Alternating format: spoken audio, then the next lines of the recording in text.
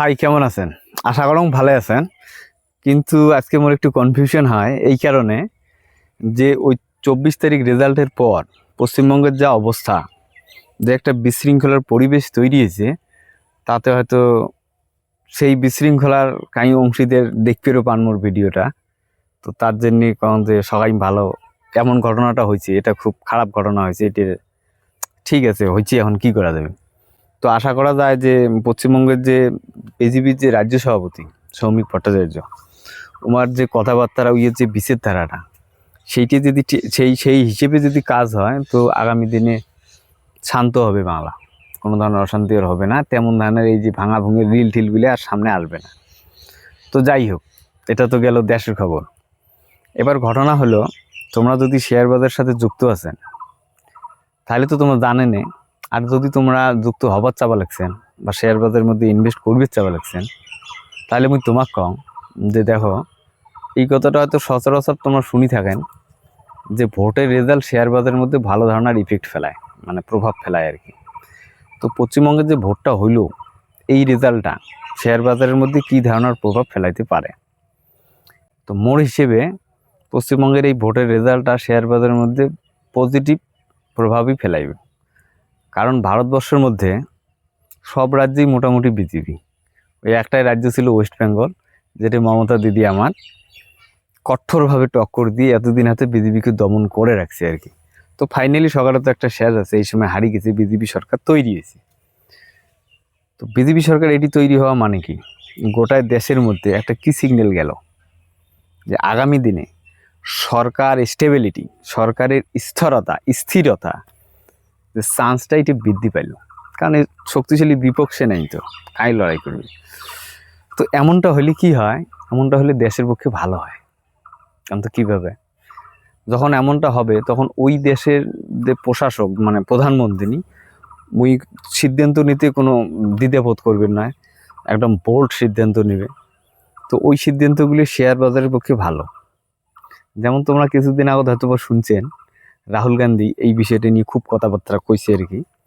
যেমন আসামে তো কিছু জমি খালি করে নিবে দেখছে, খাস জমি, যে কম দামে ওই আদানি আম্বানিতে সরকার জমি বেচায়।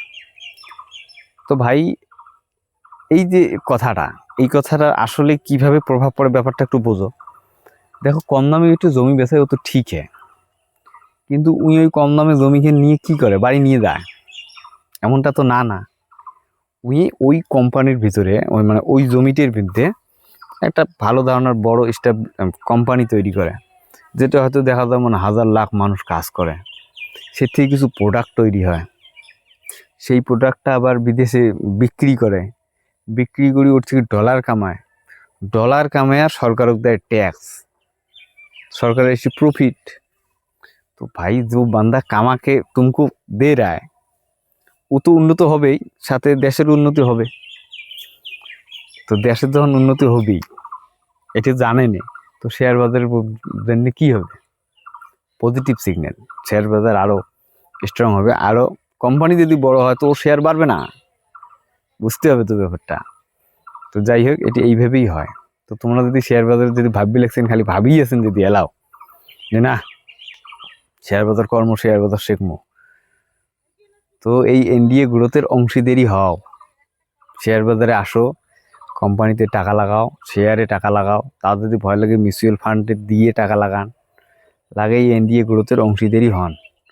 আফটার অল, এনডিএ যদি জনসাধারণের লাইফস্টাইল, জীবনধারা যদি উন্নত না হয়, তো আর দেশ উন্নত হবে না।